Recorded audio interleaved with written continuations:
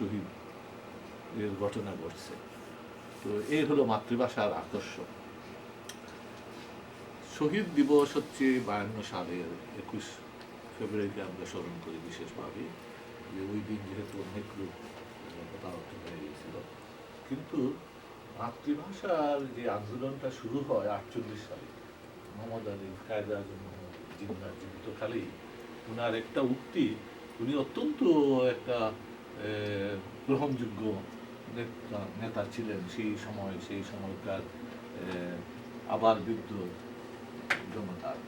তো উনার মুখ থেকে এমন একটা শব্দ বেরোলো যেটা গ্রহণযোগ্য হয় নাই। এবং তার পরিপ্রেক্ষিতে আমি একটা জিনিস বলতে চাই, বাংলা কেন এইভাবে বাঙালি আমরা এত আত্মত্যাগ করলাম। বাংলা কিন্তু অত্যন্ত শক্তিশালী একটা ভাষা ছিল।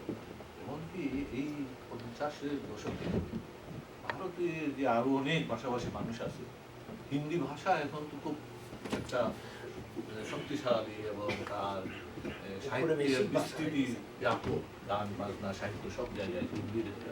কিন্তু বাংলা ইন 1940s 30s যখন শরৎচন্দ্রদের রাজত্ব শেষ হল, বাংলার বই ট্রান্সলেট করে হিন্দির সমৃদ্ধি লাভ। সুতরাং বাংলা যে একটা খুব ভালো ভাষা ছিল, একটা শক্তিশালী প্রচার মাধ্যম। এবং সম্মান দেখাই চইব, আমরা একটা খাবার দিব ইনশাআল্লাহ। আর বাদ বাকি আমরা যারা আছি তারা আমরা এখানে বইয়া খাইতাম, খানের অর্ডার করে হয়ে গেছে। 10 পাউন্ড করে এখানে করবো। আর 10 পাউন্ড না হয়তো 1 পাউন্ড না 2 পাউন্ড কম আছে। 10 পাউন্ড করে আমরা দিলে যদি এক্সেস থাকে আমরা কমিটি থাকবো। আপনারা যে আইজু দিলাই যাইলা কোনো কথা নাই, কমিটমেন্টটা করি লোকা বাচ্চাইতো লাগে কমিটমেন্ট করি লোকা পরে দিবা। ওকে, ধন্যবাদ।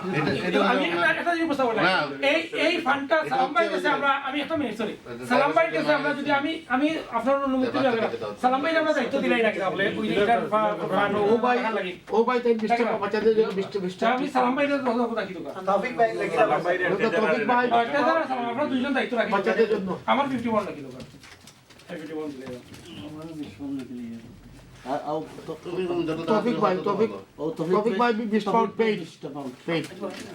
তবে আমার একটা প্রস্তাব থাকবে, আমাদের যদি কোনো ড্রাইভার এখানে মারা যায়, তাহলে আমরা শুধু আমাদের মধ্যে সীমাবদ্ধ না থেকে আমরা সবার কাছ থেকে কালেকশন করব। আমরা সবার কাছ থেকে কালেকশন করব। এখানে যদি আমরা তো এটা ভাই তবে এটা তো খাজলা, এটা তো এটা তো আমরা করাই যে আজকে আপনার বিপদে যদি আমরা না গুয়াই, এটা তো এটা আমরা সব জায়গা থেকে কালেকশন করব।